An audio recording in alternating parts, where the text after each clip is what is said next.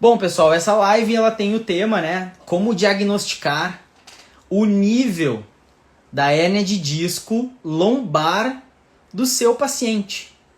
Uma forma simples, objetiva, de descomplicar o seu raciocínio clínico para você, fisioterapeuta, osteopata, para que a gente consiga vencer ou atingir melhores resultados nessa prática clínica que acho que todos vão concordar comigo que é extremamente desafiante, que é tratar pacientes com radiculopatias por hérnia de disco.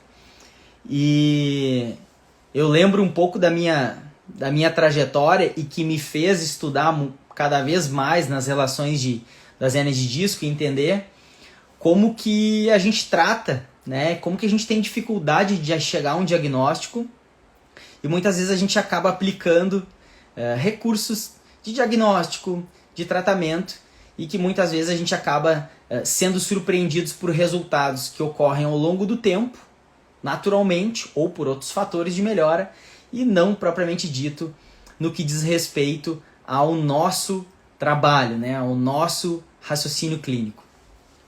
E talvez uma das partes mais importantes que a gente possa ter na construção de um raciocínio clínico para abordar pacientes com radiculopatia lombar seja o diagnóstico. E todos os guidelines, todos os estudos, ou não só levando em consideração a nossa prática baseada em evidências, mas a gente trazendo a relação da nossa construção clínica do dia a dia, de resolver qualquer demanda nossa fisioterapêutica, a gente precisa ter boas ferramentas de diagnóstico. A evidência tem nos sugerido e nos mostrado, principalmente para tratar as desordens inespecíficas da coluna vertebral, que a gente, teoricamente, não precisa ser específico. A gente não precisa eleger a quinta lombar, a terceira cervical, a sexta vértebra cervical de uma disfunção ou de uma alteração para a gente conseguir gerar resultado clínico. A gente pode ser inespecífico com ferramentas de terapia manual, de exercício, de educação em dor, de educação em saúde de uma maneira geral, mas para tratar as desordens de radiculopatia por hérnia de disco, a gente precisa ser específico. Principalmente no que diz respeito às apresentações neurológicas. A gente vive, todos os estudos mostram e falam maçantemente sobre isso, uma pandemia, vamos dizer assim, desde os meados dos anos 80 de dor lombar. É a maior incapacidade musculoesquelética que atinge os seres humanos e 2/3 dessa quantidade enorme de pessoas que têm dor lombar têm sintomas irradiados ou referidos no membro inferior. Ou seja, é uma quantidade enorme de pessoas e nós iremos precisar diagnosticar de forma precisa para diferenciar quais são as estruturas que estão gerando todo esse contexto clínico sintomatológico que faz com que o paciente chegue para o nosso consultório fisioterapêutico. Se esses sinais e sintomas eles vêm de uma desordem radicular, compressiva ou química por uma hérnia de disco, se ele vem por uma dor discogênica, se ele vem por uma alteração facetária, por uma disfunção facetária ou por uma síndrome facetária, ou se ele vem por um distúrbio miofacial, né? Uma dor, uma síndrome dolorosa miofacial. E, gente, o que vai diferenciar isso e vai nos descomplicar o nosso raciocínio clínico, que vai dar aquele clique, que a gente vai conseguir juntar a história clínica do paciente, que vai juntar todo o nosso conhecimento anatômico, biomecânico, neurofisiológico, com o que nós podemos fazer na prática clínica como tratamento, é o diagnóstico. É essa pecinha que vai encaixar entre eles.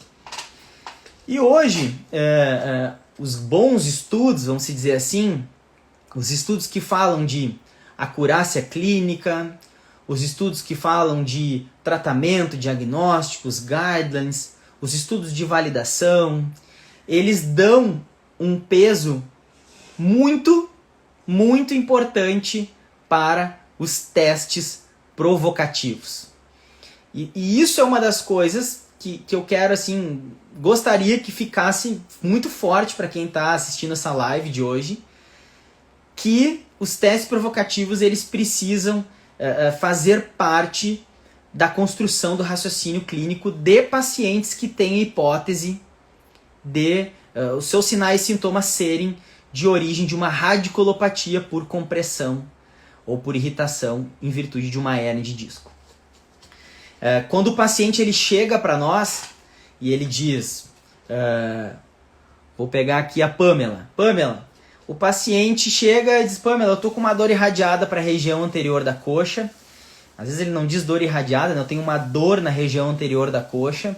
Eventualmente essa dor ela se apresenta até mesmo na região da canela, no formato de formigamento, pode ter dormência, pode ter características de dor neuropática, como uma dor lancinante, muitas vezes uma dor que piora em determinadas posições, ou faz com que esse paciente ele tenha uma adaptação postural para diminuir o contexto doloroso. Toda a dor que ela seja referida no membro e que ela tenha uma relação, que os sintomas tenham uma relação com formigamento, dormência, ou que o paciente refira a alguma incapacidade que possa levar em consideração uma falha de força ou uma perda de força, nós precisamos obrigatoriamente pensar numa radiculopatia lombar. E volto a dizer, o que vai separar fortemente, com uma boa acurácia, de ser uma radiculopatia ou uma alteração por uma dor discogênica, uma síndrome facetária ou uma síndrome dolorosa miofascial, são os testes provocativos. Eu publiquei umas semanas atrás um caso nos stories e foi a partir dali que uma colega nossa, Carol, ela sugeriu esse tema da live, foi ela que compartilhou no balãozinho ali e vocês acabaram votando com esse tema sendo super interessante. E para mim também esse tema ele é super interessante. Qual é a importância, né, de nós elegermos ou identificarmos da melhor maneira possível, de maneira mais precisa, qual é o nível da hérnia de disco lombar? E eu botei o caso de um paciente que ele estava fazendo o teste do sentado para de pé, com apoio sobre uma perna. E eu compartilhei esse vídeo do primeiro atendimento da semana passada hoje, então para quem não viu ainda está lá nos stories. E eu compartilhei o resultado também de um atendimento e algumas orientações ao longo de uma semana. E vocês lá podem conferir como que foi o resultado, até porque a gente vai falar isso em algumas lives a respeito de tratamento. Mas eu quero chamar a atenção para vocês, porque eu usei aquele teste porque o paciente ele referiu sintomas na região anterior da coxa. Ele referiu dor e ele disse assim, Rodrigo, parece que eu levanto a minha bermuda e eu passo mão na minha coxa, mas parece que eu tenho uma casca em cima da coxa. Ou seja, na percepção dele, ele tem uma alteração sensitiva. Ele não tem ele não tinha um formigamento deflagrado, intenso e incapacitante. Mas ele tinha uma alteração sensitiva. E ele tinha dor, uma dor incapacitante severa.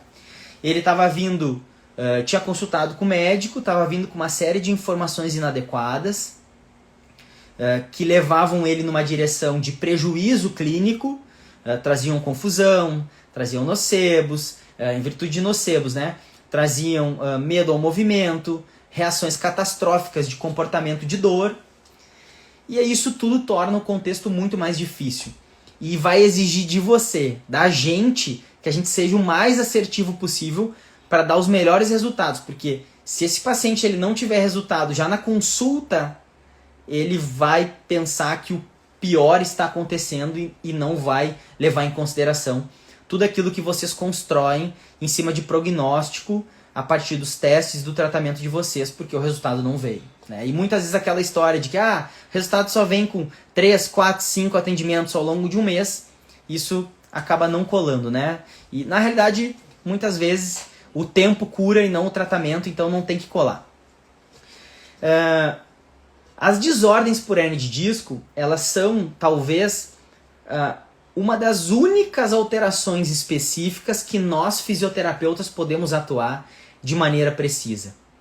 Os testes provocativos são o melhor caminho, e para esse paciente que tinha sintomas irradiados para anterior da coxa, com alteração de sensibilidade, eu preciso pensar que haja um acometimento sobre qual região da coluna lombar, sobre qual tronco neural, qual raiz que gera sensibilidade, inervação motora, qual é o grande tronco neural que vai dar a sensibilidade para essa região anterior da coxa.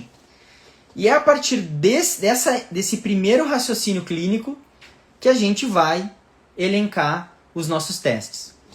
O que vocês, quem sentir a vontade de responder aqui, né? Não lancei uma pergunta como resposta, mas todos nós precisamos pensar no nervo femoral, né? Que é um nervo que é formado pelas raízes de L2, L3, L4, que é o plexo femoral. Ele vai dar inervação sensitiva e motora para a região anterior da coxa. E todas as irritações radiculares, químicas ou mecânicas, tendem a gerar sintoma na região anterior da coxa. Tem um estudo que fala sobre acurácia diagnóstica e eles fizeram uma análise em mais de 70 indivíduos com hérnias de disco e sintomas irradiados nos membros inferiores. Eles fizeram uma série de análises e perguntas e eles viram que os pacientes que têm hérnias ativas em níveis altos, como L2, L3, L4, eles referem sintoma mais na região anterior da coxa e na região de face da canela, na região da tíbia, diferente dos pacientes que têm irritação radicular dos níveis mais baixos, que vão acometer raízes de L4, L5, S1, S2, S3, que é as raízes que formam o grande tronco do nervo ciático. Esses pacientes eles vão referir mais sintomas na região posterior da coxa, região lateral dos fibulares, da região lateral da perna, e posterior da perna, região dos gastrocnêmios. Ou seja, eu já consigo estabelecer uma excelente hipótese em cima de duas variáveis ou duas ideias que são super importantes da nossa prática clínica, da onde ou de qual nível está vindo, qual nível de herniação está vindo os seus sintomas. Essas duas hipóteses são da plausibilidade biológica, aquilo que é possível pela anatomia, pelas relações radiculares, as relações neurofisiológicas, anatômicas, da irritação, gerar sintomas numa determinada área topográfica, sensitiva e motora, de inervação de um plexo ou de um conjunto de raízes, e da evidência científica. Porque estudos observacionais de incidência populacional de pessoas com hérnia de disco em níveis altos, L2, L3, L4, referem sintomas na região anterior da coxa. Ou seja, eu já tenho uma hipótese pelos sinais e sintomas que o paciente refere e pela região dos sinais e sintomas. Isso é uma investigação dentro da nossa anamnese que nós elencamos como, né, o que nós extraímos do onde estão os sintomas, né? Rodrigo, eu tenho formigamento no membro inferior e uma dor irradiada para a perna. Tudo bem, tchê. Qual é a área ou onde estão os seus sintomas? Região anterior da coxa. Maior hipótese para irritações às raízes do nervo femoral. Região lateral da perna, fibulares, gastrocnêmio. Maior hipótese de irritação nas regiões do nervo isquiático. Pois bem, diante desse cenário hipotético, onde eu vou extrair outras informações, mas isso é um conteúdo para uma outra live, eu vou sair dessa hipótese e agora eu tenho que gerar o meu diagnóstico diferencial. O diagnóstico diferencial é, eu preciso extrair informações assertivas se esses sintomas estão vindo de uma radiculopatia lombar, volto a dizer, ou de um disco, uma dor discogênica, uma síndrome facetária ou uma síndrome dolorosa miofascial. Os testes que dão o melhor diagnóstico diferencial quando a gente tem uma hipótese de radiculopatia lombar são os testes provocativos. Acho que já é a quarta ou quinta vez que eu falo nisso, e eu vou falar ainda várias vezes ao longo dessa live, porque realmente é esse o recado que eu quero deixar. Só que, pessoal, nós temos já desenvolvidos a partir de bons estudos que nós vamos extrair essas informações da melhor maneira possível a partir dos testes provocativos através da aplicação de um conjunto de testes provocativos, ou que nós chamamos de clusters. Quando a gente junta mais de um teste e eles vão nos dar resultados ou apresentar sinais e sintomas, reproduzir, provocar, quando a gente soma um com mais de outros, a gente diz que a gente tem um cluster de testes e a gente tem um diagnóstico potencialmente reprodutível com uma boa relação de acurácia. Agora vamos lá.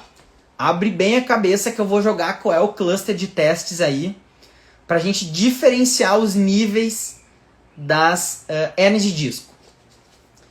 Níveis altos, L2, L3 e L4, onde a gente tem a hipótese de ser uma irritação a nível das raízes que formam o nervo femoral.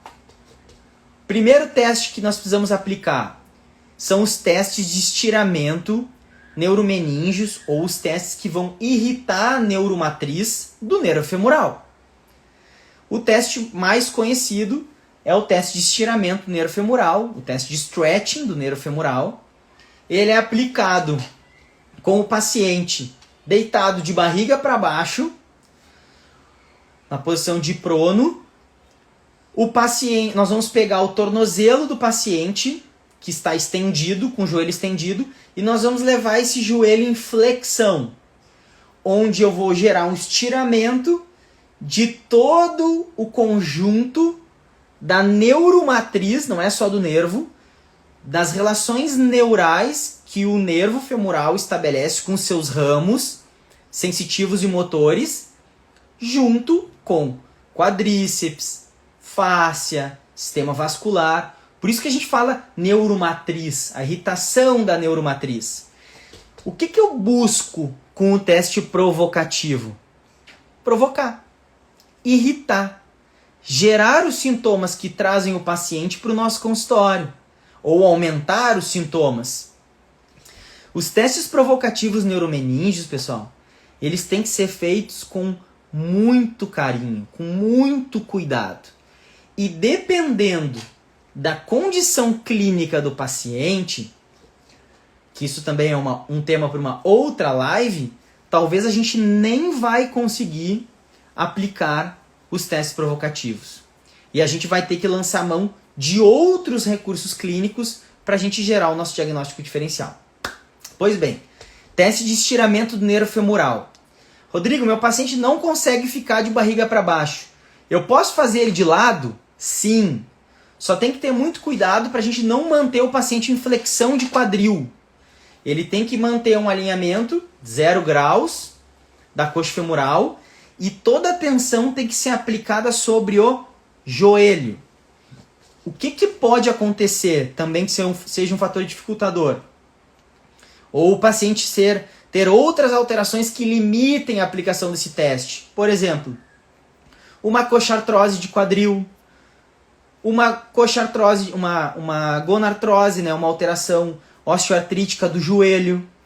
Ou seja, o paciente ele tem uma perda de amplitude de movimento pelo sistema articular, por uma rigidez articular, por uma alteração degenerativa progressiva articular, e o paciente pode gerar dor pelo movimento artrocinemático. Então isso é uma coisa que a gente tem que observar na aplicação do teste, na hora de extrair a informação. Porque senão a gente está flexionando o joelho do paciente. O paciente está sentindo dor no joelho, mas não é por uma irritação radicular, por uma irritação neurodinâmica. É por uma alteração degenerativa articular. Então, esses valores, esses conceitos, eles precisam estar muito bem estabelecidos dentro do raciocínio clínico de vocês. Aplicado o teste, o paciente ele tem sintomas. Quando a gente dobra o quadril, ele reproduz os sintomas dele, dói na região anterior, isso é um indicativo muito positivo de que esse paciente ele tem uma irritação radicular ou uma alteração neural do nervo por compressão radicular. Tá? O teste de estiramento do nervo femoral, ele é um teste que tem uma alta especificidade. Especificidade é um valor científico, probabilístico, de acurácia, que dá a ideia de que quando esse teste ele é negativo, a probabilidade de nós estarmos diante de um verdadeiramente negativo, ele é muito grande. Ou seja, quando eu falar que o teste ele é altamente específico, ele tem uma alta capacidade de excluir quando dá negativo. Como ele tem uma alta capacidade de excluir pela especificidade, a probabilidade de ele dar um falso positivo é muito pequena. Então, quando um teste que ele é altamente específico, ele é positivo, a probabilidade dele ser um falso positivo sendo pequena, é muito provável que nós estejamos realmente diante daquela alteração que o teste se propõe a avaliar. Um teste de estiramento do nervo femoral, ele se propõe a avaliar a neurodinâmica, a mobilidade dessa neuromatriz, da neuromeninge, das raízes ou do tronco do nervo femoral em estiramento. Claro que eu também posso ter, um parêntese, outras alterações que gerem alterações neurodinâmicas do nervo, mas a gente vai somar outros valores a esse teste. São 4 valores. O segunda informação que é importante da gente colher é a alteração de reflexo, a diminuição ou a ausência do reflexo quadricipital. Lembrando que o reflexo quadricipital, a gente está testando o nível medular de L2. Ou seja, todas as reações reflexas de estiramento tendíneo, elas se dão a nível medular. Então esse trajeto medular que é conduzido por um estímulo de estiramento do tendão, ele vai para a medula e volta, vai pelo corno sensitivo, pelos mecanos receptores do tipo sensíveis, tipo 2 e 4, ele vai entrar no corno posterior da medula e vai sair pelo corno anterior como um reflexo motor, uma ação motora, principalmente pelos motoneurônios do tipo alfa e gama, que vai gerar a contração, E geralmente os pacientes acham isso super engraçado, porque é um teste que a gente só vê isso em programas de televisão, em desenho animado.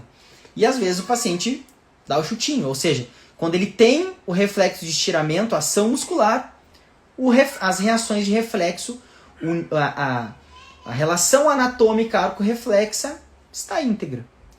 Positivo, negativo, ou seja, o reflexo preservado, e se ele tem diminuído ou abolido, é um reflexo alterado. Então essa é a nossa segunda informação.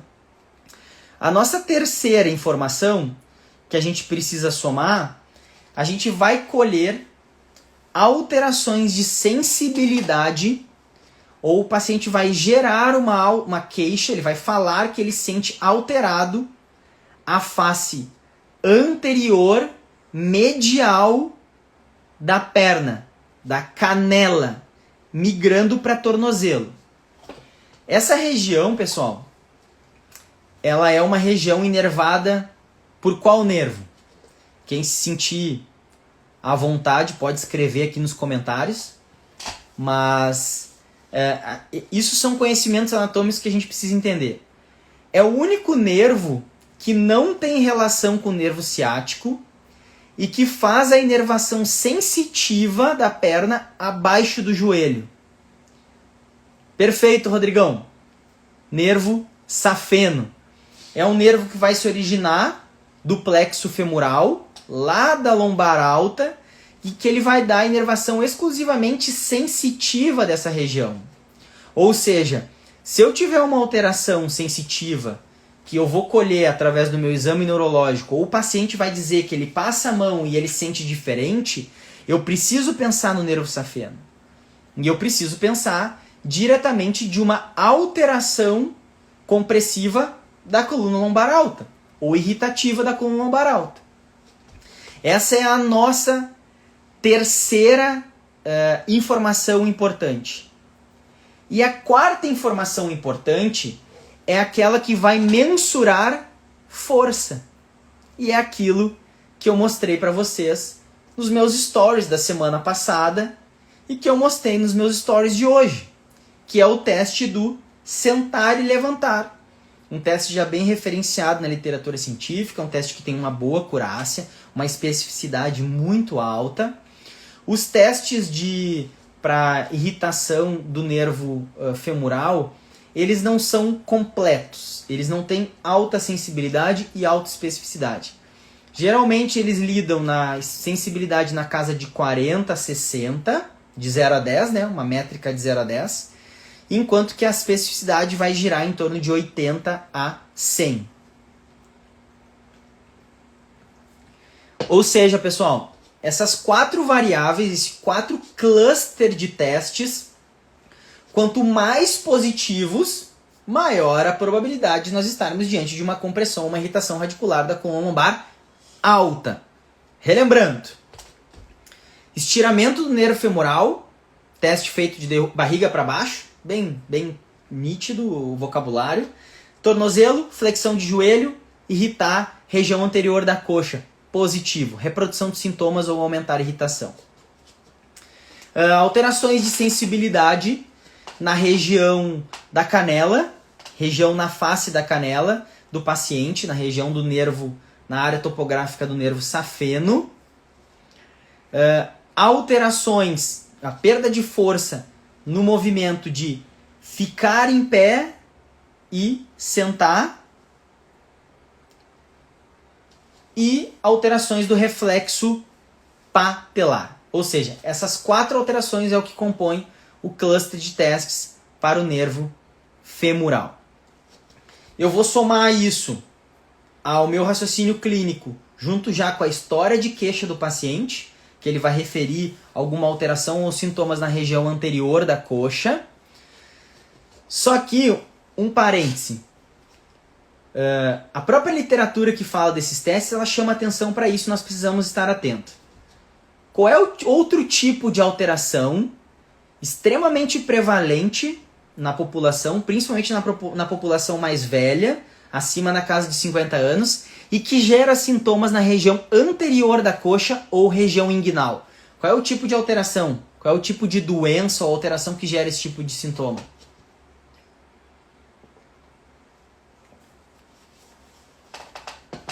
Alguém se arrisca? Coxartrose. As alterações degenerativas na coxa femoral.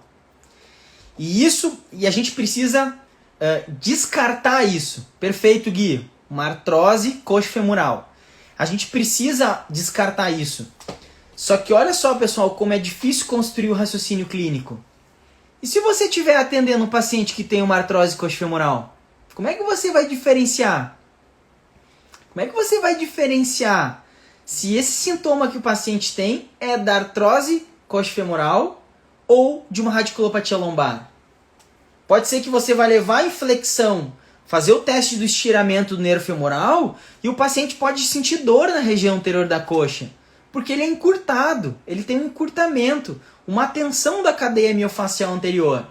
O que vai diferenciar? O paciente que tem uma alteração coxofemoral, ele tem alteração de reflexo? Ele vai ter falha de força quando ele for fazer o teste de sentado para de pé? Sentado para levantar? Dificilmente. a não ser que ele tenha muita dor. E a dor pode ser um parâmetro incapacitante. Mas, geralmente, esse paciente ele não tem alteração de sensibilidade na região anterior da coxa. E aí a gente precisa contar com a terceira parte que a gente soma à história clínica e aos testes provocativos, que é o exame neurológico, onde a gente vai avaliar sensibilidade, força e reflexos. Rodrigo, mas tu já falou isso no cluster de testes. Sim, esse cluster é o que, cientificamente, quando se soma mais, é que esteja mais associado a essa provável alteração radicular compressiva por uma hernia de disco nos níveis L2, L3 e L4. Mas você nunca pode se esquecer, os testes provocativos eles não andam sozinhos.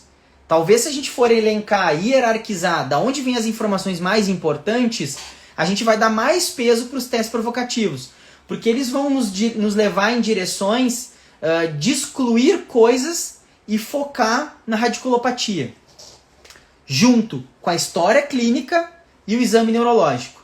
Até porque, pessoal, uma outra coisa que também é super importante de destacar aqui, e que as próprias evidências falam, a gente não pode se basear nos exames complementares, né? Na ressonância magnética, nem na eletroneuromografia.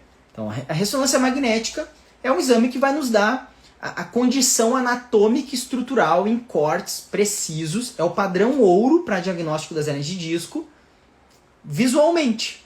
Só que a gente precisa trazer esse contexto anatômico do exame para a nossa clínica. Porque a clínica, o exame clínico, ele é soberano. E a sua tomada de decisão, ela tem que partir do seu exame clínico e não do exame complementar. Tá bem? Então isso tem que ficar muito claro. Você diagnostica as hernias de disco pelas alterações funcionais diagnosticadas pelo seu exame, somadas a um possível exame de imagem. E não o exame de imagem com as nossas informações clínicas. E na grande maioria dos casos, nós fisioterapeutas que somos profissionais de primeiro contato, se o paciente não tiver um exame de imagem, muitas vezes a gente não precisa do exame de imagem. E isso é um tema para uma outra live. Eu já lancei uns 3 temas. A boa notícia é que a gente vai possivelmente começar a fazer uma live todas as terças-feiras. Então esses temas eles serão bem relevantes da gente trazer para cá. Então, pessoal, esse contexto é o que nos diferencia para as hernias de disco altas. Agora a gente vai, às 9h23, faltando mais uns 20, 30 minutos de live para o nosso, talvez, filé mignon dessa live, que é o exame clínico diferencial para as radiculopatias que atingem os níveis de L4, L5 e L5, S1, que são as radiculopatias que atingem os níveis do nervo ciático, o famoso nervo ciático, a dor aquela que irradia ao longo da perna.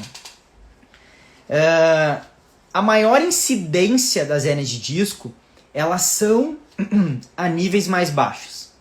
Elas são no segmento L5, L4, L5 e L5, S1.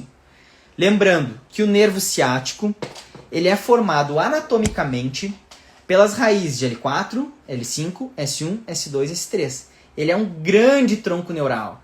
Essas raízes elas se juntam ao longo do trajeto neural e vão formar já em anastomose, a partir de divisões anteriores e posteriores desse conjunto de raízes, o nervo fibular e o nervo tibial, que eles vão descer juntinho, um tronco só, pela região posterior da perna, passa pela região glútea e vai em direção ao posterior da coxa. Mais ou menos ali pelo terço médio da coxa, entre o terço médio da posterior da coxa e o oco poplíteo, a região posterior do joelho, o nervo ciático ele se divide em nervo tibial e nervo fibular, ou nervo fibular comum. E esses nervos eles vão seguir em caminhos topográficos diferentes. O nervo fibular, na região mais ou menos a nível da cabeça da fíbula, ele vai se diferenciar em fibular superficial e fibular profundo. E esses nervos terão funções sensitivas e motoras diferentes, tanto na composição do dermátomo como do miótomo.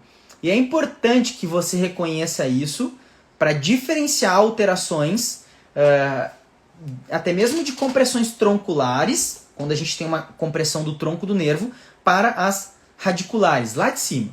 E o nervo tibial, ele vai descer pela região posterior, mais profundo, ao músculo sóleo e gastrocnêmio. Os testes, a mesma coisa que eu falei no começo.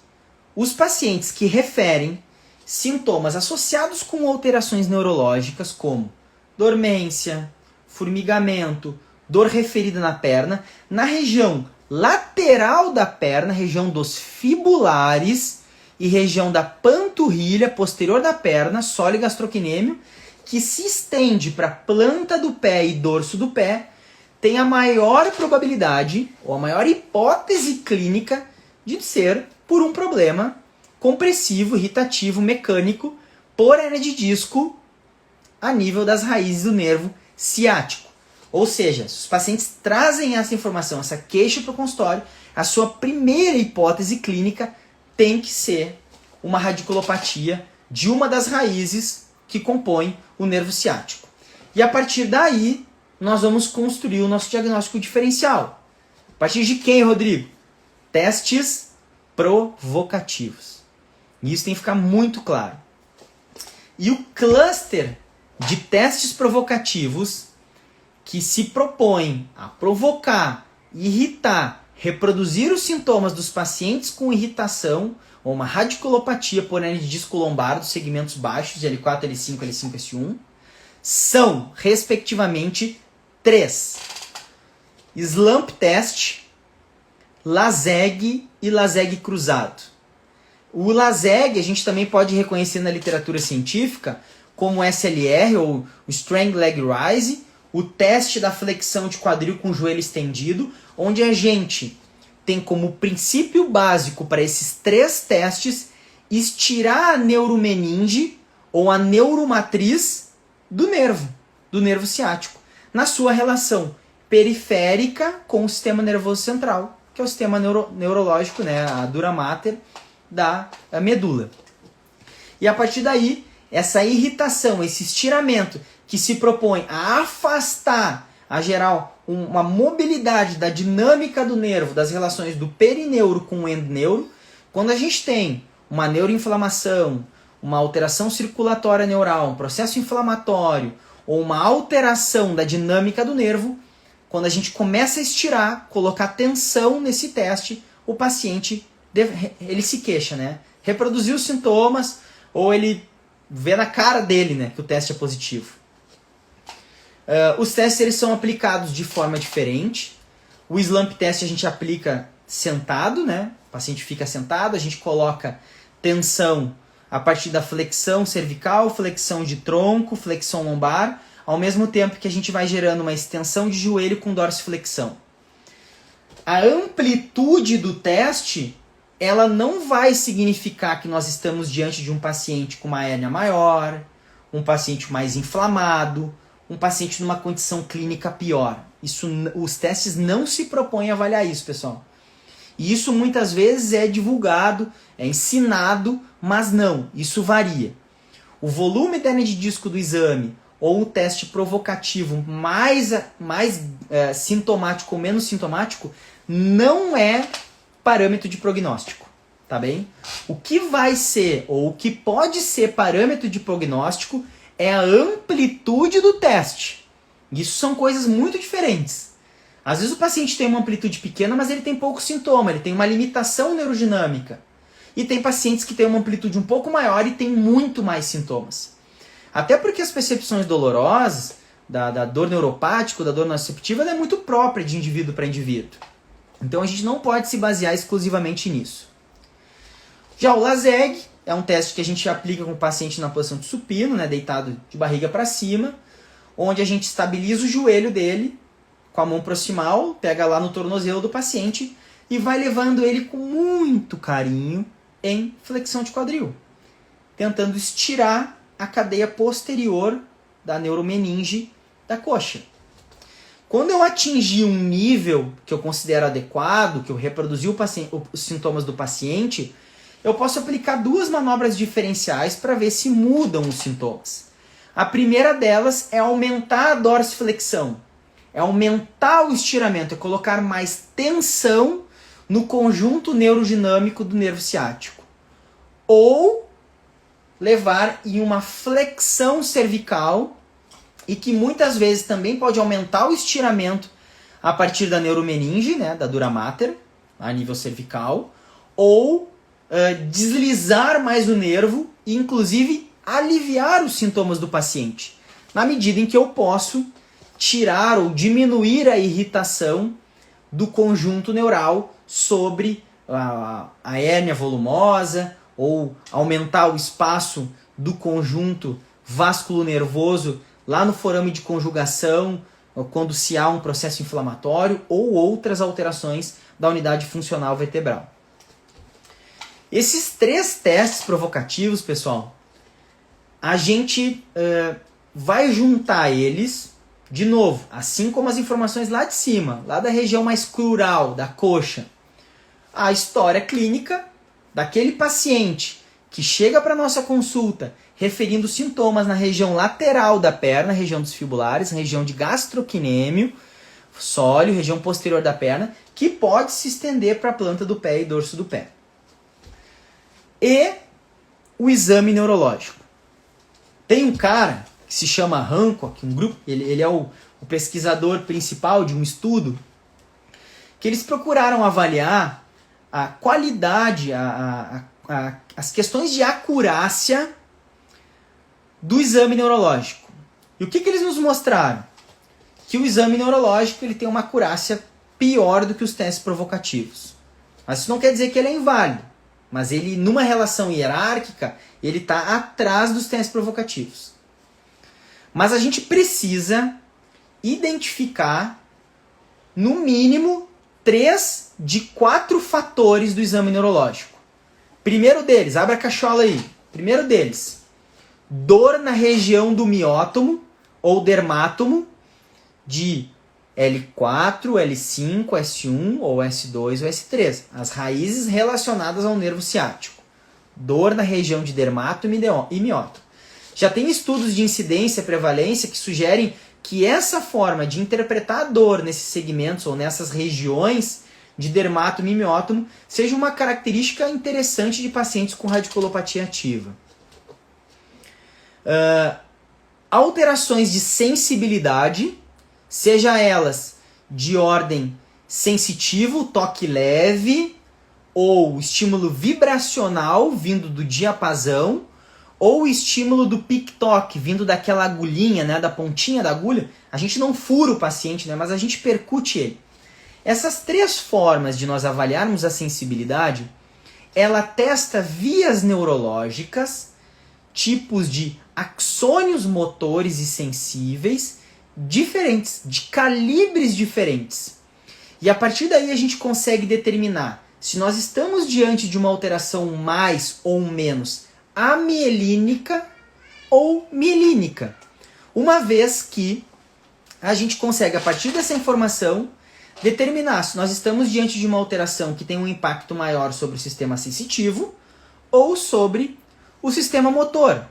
Uma vez que o sistema motor ele é mais composto de fibras de axônios motores que são mielínicos, enquanto que aqueles que têm uma alteração de sensibilidade sejam predominantemente apresentados por nervos do tipo amielínicos, né? Ou seja, as fibras de maior calibre mielinizadas elas têm maior relação com o sistema motor, enquanto que as fibras sensitivas, que elas têm uma menor velocidade de condutância, elas são amielínicas.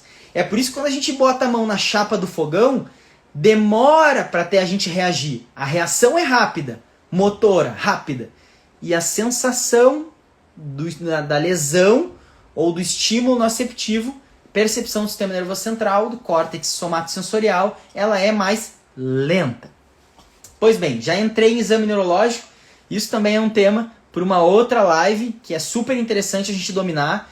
E geralmente nos meus cursos eu observo que há uma dificuldade muito grande do fisioterapeuta em realizar um bom diagnóstico neurológico.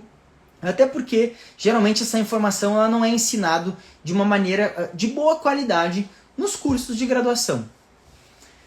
Alteração, vamos lá, de novo. Então, dor na região do dermato-hemimiótomo, alteração de sensibilidade na região de dermátomo, alteração de força daquele miótomo. Ou seja, o paciente ele vai ter uma falha de força. Ele pode ter desde alterações do drop foot, aquele pé caído, que é uma alteração, uma síndrome compressiva forte, por exemplo, dos níveis no nível de L5-S1 ou de L4-L5, que o paciente chega aumentando a flexão de quadril, aumentando a flexão de joelho, porque ele tem o pé caído, ou simplesmente ele faz a dorsiflexão lá do pé bonitão, bem fortão, e quando você puxa, você gera uma resistência, o pé começa a cair. Ou ele demora um pouquinho para cair porque ele não tem resistência. Ele fadiga facilmente por conta dessa irritação neural lá de cima. Tá bem? Então essa é a terceira variável, alteração de força. E a quarta variável é a alteração de reflexo, né? Os reflexos, principalmente o aquileu, que tem uma relação direta com S1. Tá? Então a gente tem o reflexo patelar, que vai pegar o nível de L2, e o reflexo lá do tendão do calcâneo, tendão de Aquiles, que é o reflexo de S1. Tá bem? Ou seja, quando a gente tem no mínimo 3 dessas 4 possíveis alterações, eu estou diante de uma regra de Hancock, que é uma regra de predição clínica, que tem uma boa acurácia, para sugerir que nós estejamos diante de uma alteração por uma radiculopatia lombar. Tá bem? E aí eu pergunto para vocês, né, pessoal? Eu comecei perguntando a live. Qual é a importância de nós determinarmos com maior hipótese ou com uma maior probabilidade, porque nada na fisioterapia é 100% certo, nada na ciência é 100% certo, o que isso vai me ajudar na prática clínica? Né? O que isso vai me ajudar na condução do tratamento? Eu identificar qual é o tronco neural mais irritado. Muitas vezes, para tratar através da terapia manual, com manobras de mobilização, com manobras de mobilidade neural, que visam drenar possíveis processos inflamatórios, ou simplesmente atuar de forma mecanosensitiva para obter um efeito neurofisiológico naquela região, e a partir daí diminuir os inputs dolorosos do sistema nervoso periférico para o sistema nervoso central, não vai fazer grande diferença.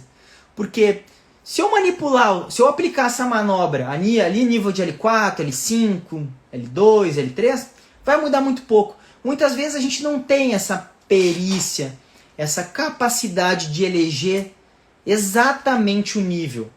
Mas, para tratar de forma neurodinâmica, eu preciso saber.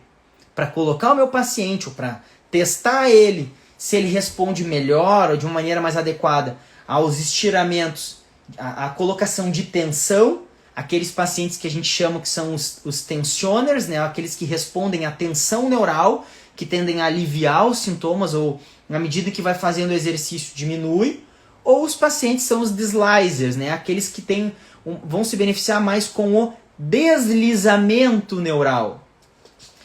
E a colocação em tensão do nervo femoral é diferente do nervo ciático.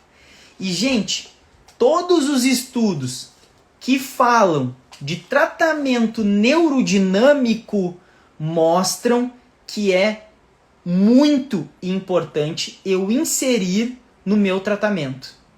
Ou seja, é por isso que eu preciso eleger qual é o nível lombar, onde mais provável tenha radiculopatia lombar, para eu poder elencar qual é o teste provocativo que eu preciso aplicar para identificar qual é o segmento neural que está irritado, para depois, no tratamento, eu conduzir de maneira mais precisa, mais assertiva.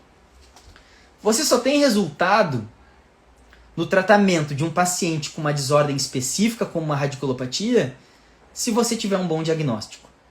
E o diagnóstico é aquela parte da nossa consulta que vai nos dar as melhores ferramentas para nós sermos assertivos, para a gente ter a melhor tomada de decisão clínica. E isso precisa ficar muito, muito, muito claro para você, que já deveria saber, ou que a grande maioria já sabe, mas que eu espero que a partir dessa nossa live de hoje a gente consiga descomplicar um pouquinho mais esse raciocínio clínico a partir de hoje, tá bem?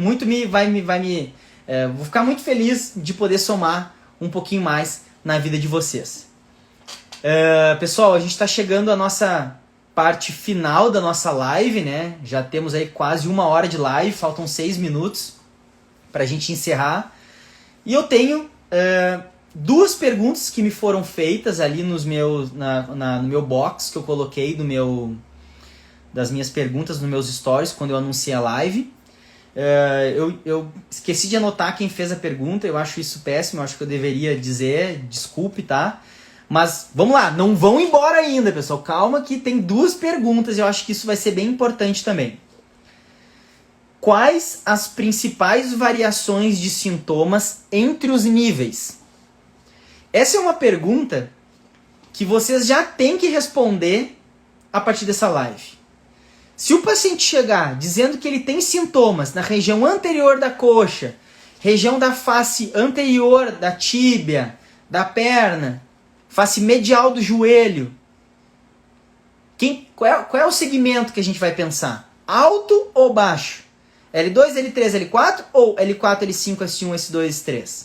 Isso você já tem que saber, né? Então a gente, sim, a apresentação clínica, a variação dos sinais e sintomas vai mudar entre os níveis, tá?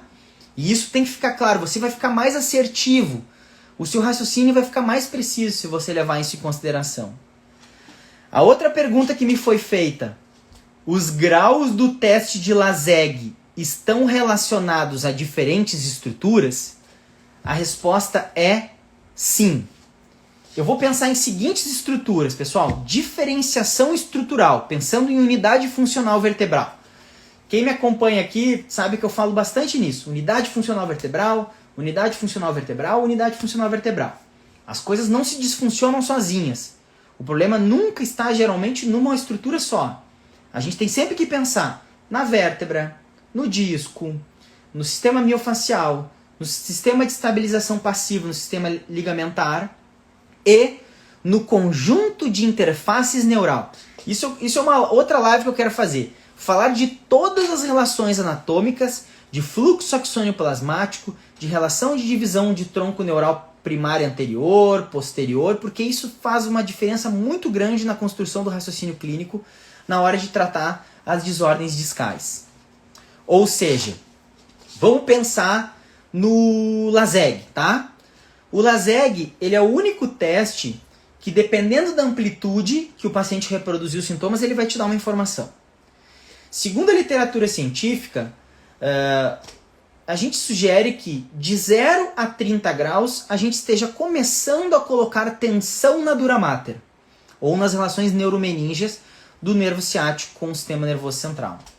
Ou seja, se os sintomas surgirem aí, já tem uma relação com alterações neurais. Mas o sintoma realmente será positivo por uma radiculopatia lombar, por hernia de disco, se os sintomas surgirem de 30 a 70 graus de flexão de quadril.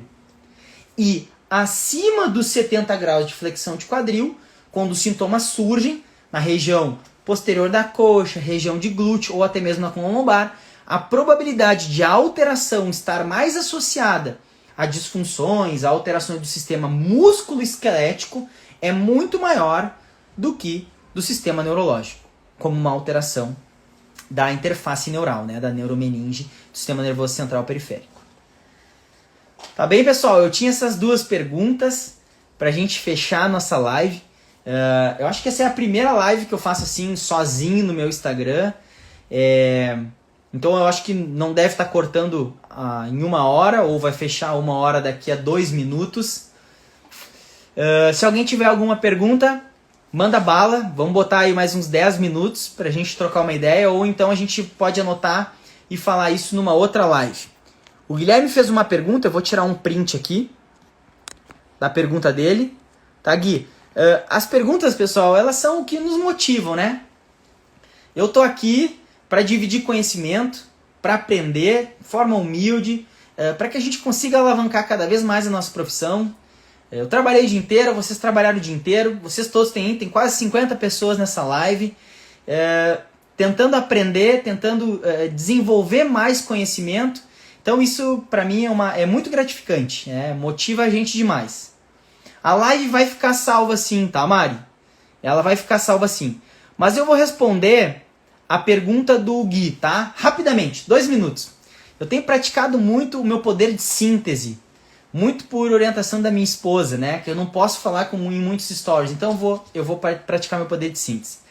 Nas estenoses, né, as estenoses do canal lombar, canal medular, eu vou pensar, ou uma estenose foraminal, forame de conjugação, vão apresentar sinais e sintomas diferentes.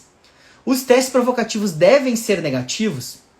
Cara, nas estenoses, a gente tem que pensar o seguinte, tá?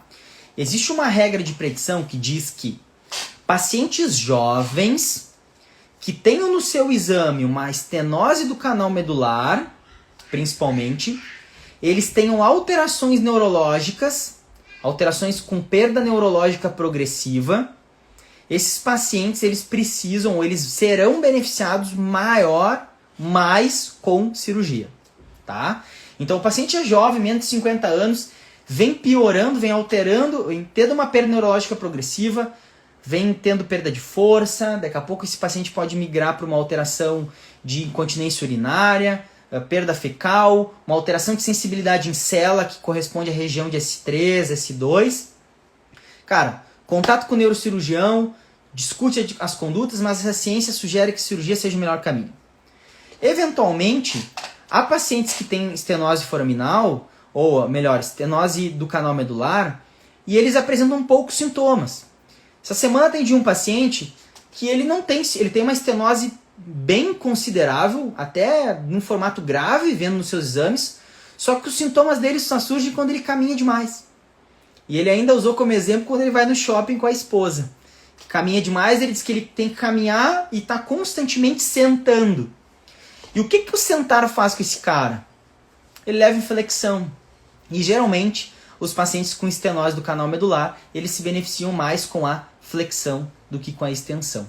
Tá bem? Já as estenoses foraminais, né, do forame de conjugação, ou do forame de conjugação, elas já podem variar, e aí a gente tem que entender se essa estenose, tanto a do canal medular quanto a do canal foraminal, ela se dá por uma hernia de disco, ou por uma hipertrofia facetária, né, um aumento de volume facetário, ou até mesmo por uma espondilolistese, né, um deslocamento, escorregamento da vértebra, né? As espondilolistese que tem um grau maior de 3, paciente jovem, perda neurológica também, os estudos mostram que o melhor caminho também é cirúrgico, tá?